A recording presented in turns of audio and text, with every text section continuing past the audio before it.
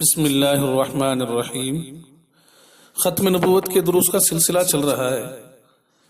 اوپر والی قسط میں آپ حضرات کی خدمت میں یہ بات آئی تھی کہ مرزا نے مختلف دعوی کیے ہیں، ان کے اس کے حوالہ جات بھی آپ حضرات کی خدمت میں پیش کیے گئے۔ اس موقع پر مرزائیوں کی طرف سے ایک سوال ہوتا ہے۔ سوال یہ ہے کہ مرزائی کہتے ہیں کہ نبی کریم صلی اللہ علیہ وسلم کے بھی تو اتنے ہی نام تھے، مرزا اگر مختلف دعوے کر دیا تو پھر اس میں کیا خرابی کی بات ہے؟ سب سے پہلے جواب دینے سے پہلے ہم یوں کہیں گے کہ اس بے ایمان کو انبیاء کرام پر جو آپ لوگ قیاس کرتے ہیں بہت بڑی غلطی ہے۔ یہ غلطی اس واسطے ہے کہ انبیاء علیہ السلام کا درجہ تو بہت اونچا ہے، اور انبیاء علیہ السلام کی گستاخی کرنے والوں کا درجہ تو اسفل ہے، بہت ہی نچلے درجے کے، حد درجے کے غلیظ اور ناپاک انسان کہلائے جاتے ہیں۔ ایسے لوگوں کو انبیاء کے ساتھ قیاس کر رہے ہو، انبیاء کے ساتھ جوڑ رہے ہو، کتنی بدمعاشی ہے، کتنی بے ایمانی ہے۔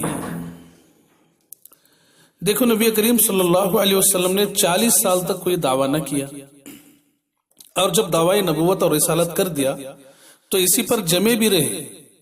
ایسا نہیں کہ آپ نے کبھی خدائی کا دعویٰ کر دیا ہو، اور ایسا نہیں کہ کبھی آپ نے جو دعویٰ کیا تھا اس دعوے سے پھر گئے ہوں اور یوں کہا ہو کہ اب میں وہ نہیں ہوں، اب آئندہ میرا دعویٰ دوسرا ہے، بلکہ سب کو آپ علیہ السلام اپنی اتباع کی کھل کر دعوت دی۔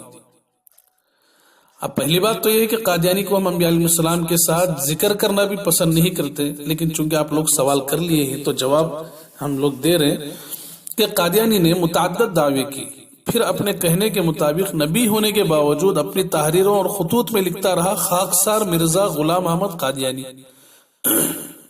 اور حکومت وقت کی چاپلوسی کرتا رہا اور ان کی ملازمت کرتا رہا، ان کی چاپلوسی کر کے اپنی دنیا بناتا رہا۔ تو ایسا آدمی بھلا انبیاء کے ساتھ اسے اس کا نام ذکر کرنے کے بھی لائق ہے؟ سچائی کے جعلی معیار دیکھیے کہ کہتے ہیں کہ ایک جھوٹ کو سچا کرنے کے لیے 100 جھوٹ بولنا پڑتا ہے۔ قادیانی کے اپنے جھوٹے دعووں پر پردہ ڈالنے کے لیے جھوٹ بھی بولے اور جھوٹے معیار بھی بنائے گئے۔ مرزا بشیر لکھتا ہے کہ ایک آدمی نے ایک قادیانی سے کہا کہ میں تمہارے مرزا کو خط لکھ کر ایک بات کے متعلق دعا کراتا ہوں، اگر وہ کام ہو جائے تو میں سمجھ لوں گا کہ وہ سچے ہیں۔ پھر اس کے بعد اس نے دعا کروائی، کام ہو گیا۔ سیرت المہدی جلد نمبر 1 صفحہ نمبر 239۔ دیکھیے اس میں یہ معیار بتایا گیا ہے کہ دعا کرانے پر کام ہو گیا تو پھر وہ سچا ہے۔ پہلی بات تو یہ ہے کہ وہ جو کام ہوا ہے وہ کیا اس کی دعا ہی سے ہوا ہے؟ اس کا کیا ثبوت ہے؟